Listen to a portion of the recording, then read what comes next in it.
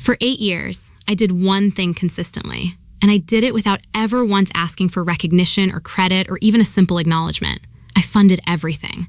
The first office space he rented, that was my fixed deposit, the one my father had opened in my name when I turned 18, the one I had never touched because I was saving it for something that mattered. The second round of expansion, when the business needed a capital injection and the bank had already said no twice. That was the jewelry my mother gave me on my wedding day, sold quietly on a Tuesday afternoon while he was at a client meeting. The employees he hired in year 4, the warehouse lease in year 6, the new machinery in year 7. All of it traced back carefully to a single source, which was me, and the salary I was saving, and the accounts I was managing, and the loans I was quietly servicing every single month, without complaint and without a single conversation at the dinner table about how much of it was actually mine to give. I want you to understand that clearly before I tell you the rest of this story. I am not telling you I was a saint. I am not telling you I was perfect, or that I never resented the arrangement, or that there were not evenings when I sat alone in the kitchen after everyone had gone to bed and felt something very close to invisible. I am simply telling you the facts. And the facts are these. For 8 years, I kept a business alive that was not in my name. And the man whose name was on it walked into my hospital room on the 4th day of my admission and placed a folder on my lap. My name is Mira, and I am going to tell you this story from the beginning, because the beginning matters more than people usually realize when they hear it. I met Karen when I was 26. He was 29, charming in the uncomplicated way some men are when they have not yet had to be anything other than charming, and he had an idea. The idea was a logistics company. Small, to start, connecting local manufacturers with delivery networks across 2 districts. He had the contacts, he said. He had the knowledge. What he did not have was capital. What he had, instead of capital, was a plan. And he presented that plan to me, over dinner, with a confidence I mistook at the time for competence. I had savings, not enormous savings. I had been working as an accounts manager for 4 years by then, and I was careful with money in the way people are when they have grown up watching their parents be careful with it. I had a fixed deposit my father had opened when I turned 18. I had a small recurring deposit I had been adding to every month since my first salary. I had, by the time I met Karan, approximately 11 lakh rupees in various accounts, which felt like a great deal to me and which I had been planning, vaguely, to use eventually for something that felt significant. Karan felt significant. His plan felt significant. And I was 26, and I was in love, and I made a decision that I would spend the next 8 years understanding in full. We married 9 months after we met, which everyone in both families agreed was fast, and which I agreed was fast, and which I proceeded to do anyway. My mother gave me her jewelry on the wedding day, as she had planned to since I was a child. A set of gold pieces that had been in her family for 2 generations. I wore them to the ceremony, and then I put them away carefully in a box in the almirah, because I had always understood that they were not decorations. They were a kind of insurance. A way of saying, without saying it, that a woman should always have something entirely her own. The business needed its first capital injection within 3 months of the wedding. I gave it without much deliberation. It was a loan, I told myself. Documented. Karan agreed. We signed something, handwritten, which I kept in a file. 11 lakh from the fixed deposit. The company opened its first office in a rented 2-room space above a hardware shop on the main road, and Karen hired his first employee. And I went back to my job and told myself I had invested in something that was going to matter. By the end of year 1, the business was breaking even on paper but running short on working capital. Karen needed more. I had less by then, but I managed it. I had been promoted at work. My salary had increased. I was putting away more each month than I had before. I gave him what I could spare. 4 lakh, then 2, then 3 again, 6 months later. Always documented. Always, in my mind, alone. Always with the quiet understanding that when the business was stable, when it was generating what he kept projecting, things would settle into a more equal footing. The business grew. Year 2 into year, 3 into year 4, and there were real clients. A small fleet of vehicles, a second employee, and then a 5th, and then a 10th. Karen's confidence grew with it, and I was glad of that. I had wanted it to work, I had put my own resources into it working, and I was not entirely without pride in the thing we had, between us, built. When his family talked at dinners about how hard Karen had worked, about what a capable businessman he was, about how fortunate the family was to have someone with his vision, I smiled and said nothing. I had learned very early in the marriage that Karen's family did not particularly see me in the picture of his success, and I had decided, also very early, that I would not waste energy correcting a perception I could not change by arguing about it. What I did instead was this. I was careful. I kept records of everything. Every transfer, every cash injection, every loan I had serviced on his behalf when his cash flow fell short of the EMI. I had a file, then a second file, then a spreadsheet, then 3 years of bank statements with every relevant transaction highlighted in a particular color. I did not keep these records because I was planning something. I kept them the way careful people keep records, because I had grown up watching my father keep records of everything, and because something in me understood, in a quiet, instinctive way, that in a world where people routinely forgot inconvenient facts, a clearly dated document was a form of protection. In year 5, Karan hired someone, a woman named Divya, who joined as head of marketing and who was, by all accounts I could observe, genuinely good at her job. The business grew faster after her arrival than it had in the 2 years before it. Karan mentioned her often. He was enthusiastic when he talked about her ideas, her approach, her energy. I noticed this, and I filed it in the part of my mind where I kept things I was not yet ready to think about directly. In year 6, I sold my mother's jewelry. The business needed a warehouse lease, a significant one, in a better located part of the city that would allow them to take on a larger client whose contract they had been negotiating for months. The lease required a deposit Karan did not have in the company account, and the bank loan was still being processed and would not come through in time. He needed 12 lakh in 3 weeks. I went to the same jeweler my mother had sold a piece to once, many years ago, when my grandfather was ill. The jewelry was appraised. I accepted the number without negotiating, because I did not have time to negotiate, and I transferred the amount to the company account the following Monday. Karan signed the lease on Wednesday. He sent me a message that evening that said, "Got it. Thank you. You're the best." I looked at that message for a long time. Then I put my phone down and made dinner. I want to tell you something about why I am telling you all of this in detail, because I know it might seem like I am building towards something, that there is a shape to this story that I am deliberately constructing. And I suppose that is true, in the way that all true stories have a shape, even when you are living them and cannot see it yet. But the reason I am being precise about the money, about the amounts, the dates, the specific moments, is because what happens later in this story turns entirely on exactly that precision. On the fact that I kept records when I had no particular reason to. On the fact that my name appeared, quietly and without drama, on documents that Karan had either forgotten about or never fully read. In year 7, I was promoted again. Senior accounts manager, with a salary that was now nearly double what I had earned when I married. I was also, by that year, slightly exhausted in a way I could not entirely attribute to work. I had a persistent fatigue that I kept attributing to poor sleep and inadequate iron levels and the general business of maintaining a household and a career simultaneously. I took supplements. I slept more on weekends. I told myself I would see a doctor when things were less busy. Things were never less busy. I did not see a doctor. In year 8, 2 things happened within 3 months of each other. The first thing was that I found out, not through any dramatic confrontation, but through an administrative error, a forwarded message that landed in the wrong inbox, that Karan and Divya had been something considerably more than colleagues for at least the past 2 years. The second thing was that I finally went to a doctor, who referred me to a specialist, who ordered a scan, and who called me into his office on a Tuesday morning and told me what the scan had found. I drove home from that appointment alone. I sat in the car in the parking area for about 20 minutes before I went inside. I did not call anyone. I did not cry. I made tea and I sat at the kitchen table and I thought, with a clarity I find difficult to describe, about exactly what I was going to do next.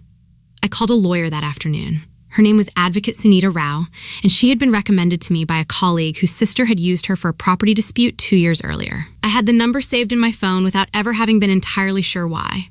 I suppose I had always known, in some part of myself I did not often consult, that I might eventually need it. I told her the situation in full. The business. The money. The documentation. The company structure. The fact that in the second year of the company's existence, when Karan had needed to restructure the shareholding to bring in a small institutional investor, the restructuring had required a formal record of where the initial capital had come from. And that record, filed with the company registrar, signed by both of us, attested by the investor's own lawyers, showed clearly and with full documentation that a substantial portion of the founding capital and subsequent injections had come from my personal accounts. And that in exchange, at the time of that restructuring, I had been given a stake in the company, a silent stake. A minority stake, technically, but one that came with specific rights that had been written into the shareholder agreement, rights that had never once been exercised, because I had never had cause to exercise them, because I had trusted completely that this was a marriage and not a transaction. Advocate Sunita listened to all of this. She asked several precise questions. She asked me to send her the documentation I had, 2 days later, she called me back and said, "This is actually quite straightforward. I went into the hospital for surgery 10 days after that first appointment with the doctor. The surgery was serious, but not. The surgeon told me, life-threatening if handled correctly and followed by the recommended recovery. I was admitted on a Monday. The surgery was on Wednesday. By Friday, I had come through it well enough, though I was weak, and the fever that developed on Thursday had not fully resolved. Caron visited each day, briefly. His manner was careful in a way that was different from his usual carelessness. A particular kind of carefulness that I recognized, having spent 9 years with him, as the kind people display when they are managing something they have not yet figured out how to say. On the 4th day, a Sunday, he came in the late afternoon. He had a folder with him. He sat down in the chair beside the bed, placed the folder on the side table, and said, without preamble, that he had been thinking about this for a long time and that he felt it was better to be honest than to let things continue the way they were going. He said he thought we both deserved a chance to rebuild our lives. He said he hoped I would be reasonable. He pushed the folder toward me. Inside were divorce papers. Already drafted. Already, on his side, signed. I looked at the papers for a moment. I looked at him. He was not meeting my eyes, which told me everything I needed to know about how certain he actually was of his own reasonableness. I said, very calmly, because I was genuinely calm. The kind of calm that comes from having already made a decision before someone forces the conversation. "Karen, I'm going to need you to leave now. I have a call with my lawyer in about 20 minutes. He looked up, finally. He said, "Your lawyer?" I said, "Yes. We've been speaking for about 2 weeks now. She has some questions about the company's current shareholding structure and about certain provisions in the original shareholder agreement that I don't think anyone has looked at very carefully recently." He went very still. I said, "I'd appreciate it if you could let her know, or have your own lawyer contact her. If you have one, that she's going to need certain documents from the company's registered office. She's already sent a formal notice, but I wanted to mention it to you directly, as a courtesy." He stood up. He picked up the folder from the side table. He stood there for a moment with the folder in his hands, and his face had done something I had never quite seen it do in 9 years of marriage. Not anger, not the controlled frustration I was used to, but something much quieter and much less confident. Something that looked, from where I was lying, very much like the expression of someone who has just realized the room he has walked into is considerably more complicated than the one he thought he was entering. He left without saying anything further. My friends, agar ap yahan tak agay hain is kahani main, to ap samashte hain kiya surf pezan ki bat nahi hai. Yeah, as cheese ki bat hai jo hum dit hain jab hum kisi par trust karte hain. Apna time, apni savings, apni mankazur. Or wo sab kuch jo hum kabhi wapas nahi mang sakte. Agar ya kahani ni apko kuch fil korea, to please is video ko like Kareen. Or agar ap chate hain ki asi or sachi. Emotional kahani and ap ki pas pahanchti rahain. To channel subscribe Kareen Abby. Comment main zarur bataye. Kya apni pai kabi kisi ke liya sab kuch dia or apko isalaga ki ap the hainahi unki zindagi main. Main har comment patihun, ab sunye, tinan haft main kyahwa. What followed over the next 3 weeks was not, in the end, a battle. That is the part of this story that surprises people most when I tell it, because they expect the dramatic confrontation. The shouting, the courtroom argument, the moment where everything explodes publicly and the villain is exposed in front of a crowd. That is not what happened. What happened was paperwork. Quietly, methodically, with advocate Sunita guiding each step, and with the documentation I had kept for 8 years serving its purpose at last. The shareholder agreement was located and reviewed by both sides' lawyers. The provisions were clear. My stake in the company, 17%, minority but legally significant, came with specific rights I had never exercised. The right to a full accounting of company finances upon request, the right to be notified of any major business decisions above a certain threshold, and, most relevantly, as Sunita had identified from the first time she read the document, the right, under specific circumstances, including the dissolution of the marriage between the founding partners, to require a buyout of my stake at fair market value, as independently assessed. The company, by year 8, was not the struggling 2-room operation it had been when I funded its first office. It had grown considerably. A fair market valuation, conducted by an independent assessor as required under the agreement, produced a number that surprised even me slightly, though it probably should not have, given how much of the last 8 years I had watched it grow. My 17% was worth considerably more than the 54 lakh I had put in over the course of the marriage. The documented contributions, the fixed deposit, the subsequent loans, the jewelry proceeds, the salary transfers, all traced precisely through the bank records I had kept, all corroborated by the company's own financial history. established clearly what my investment had been and what it was now worth. Karen's lawyer attempted, at one point, to argue that the contributions had been gifts, not investments. That a wife giving money to her husband's business was categorically different from a formal investment, and that the shareholder agreement had been a formality rather than a genuine reflection of intent. Advocate Sunita responded to this argument in writing, in 3 pages, with a precision I found deeply satisfying even in the state I was in, recovering from surgery and attending these meetings over video from a reclining chair in my recovery room. The argument did not survive contact with the bank statements. There was one afternoon, about 2 weeks after Karan had left my hospital room with his folder, when he came to Sunita's office for a meeting that I also attended via video. His mother was with him, which I had not expected, and which told me something about how he was managing the situation at home. She had never particularly liked me, and the feeling had been roughly mutual, though we had coexisted politely for 9 years in the way that in-laws and daughters-in-law sometimes do, carefully, with a mutual understanding that certain topics were better left undisturbed. She spoke first, which also did not surprise me. She said that I was being vindictive. She said that a good wife would not weaponize business matters during a difficult personal period. She said that whatever had happened between Karen and me, dragging the company into it was not something a woman of character would do. I let her finish. Then I said, very quietly, because Sunita had advised me to keep my tone steady, and I found, in that moment, that I wanted to. Not because I was being strategic, but because I was genuinely no longer angry. I said, Auntie G, the company exists because of money that came from my accounts. That is not a claim I am making. That is a fact that is in the company's own registered documents, and in 8 years of bank statements, and in the shareholder agreement that Karen signed. I didn't create that paper trail during these 3 weeks. It was always there. I am simply the first person to read it carefully. She did not respond to that. She looked at Karen. Karen was looking at the table. The settlement was finalized 22 days after Karan had placed that folder on my hospital bed. The buyout of my stake, fair market value, independently assessed, was a number I am not going to specify here, because this story is not about the number. What I will tell you is that it was enough.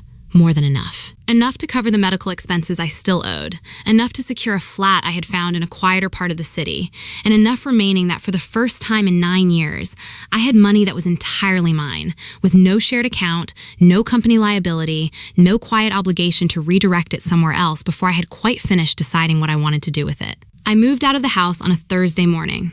I did not make a scene of it.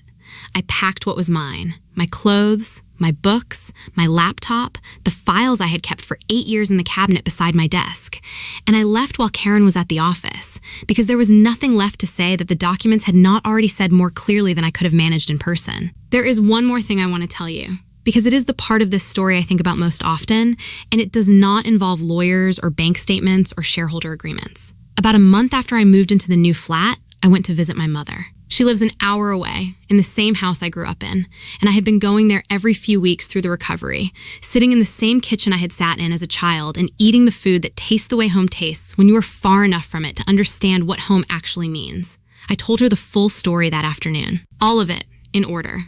The money, the jewelry, the 8 years, the hospital folder, the documents, the settlement. I had not told her before, partly because I was not ready, and partly because I did not want her to have carried it while I was still in the middle of it. She listened without interrupting, the way she always listened. When I finished, she was quiet for a moment. Then she said, "The jewelry." I said, "I know, I'm sorry. I should have told you." She shook her head. She said, "I am not upset about the jewelry. I gave it to you because it was yours to use. I am saying, the jewelry. He bought a warehouse with your mother's jewelry, and now he has nothing." She said it with a kind of quiet, steady finality that I found, in the moment, more satisfying than any dramatic confrontation could have been. I have thought about that sentence many times since then. About what it means to give something that comes from somewhere important. From your mother, from your grandmother, from a generation of careful, frugal women who understood that having something entirely your own was not greed but intelligence. And to watch it be used without acknowledgement, and then to watch the person who used it realize, too late, that the thing they thought they had walked away from free and clear had always had your name on it. I do not know what Karen and Divya are doing now. I have not asked, and I do not intend to. That part of my life is simply over, in the way that periods of your life end when you have finally extracted everything from them worth extracting, and there is nothing left that belongs to you there. What I know is this: I am well. The surgery was successful. The recovery was long but complete, and I am back at work in a position I find more meaningful than anything I did in the years when most of my energy was going somewhere it was not being valued. I have a flat that is mine. I have accounts that are mine. I have a file of bank statements from 8 years that I keep in a drawer I rarely open, not because they are painful, but because I no longer need them. They did their work, and they are done. And I have a mother who said, with complete accuracy and zero drama, the most satisfying sentence anyone has ever said to me: "He bought a warehouse with your mother's jewelry, and now he has nothing." That, I think, is enough. If this story gave you something, if you've ever found yourself in a place where you gave everything and found only silence in return,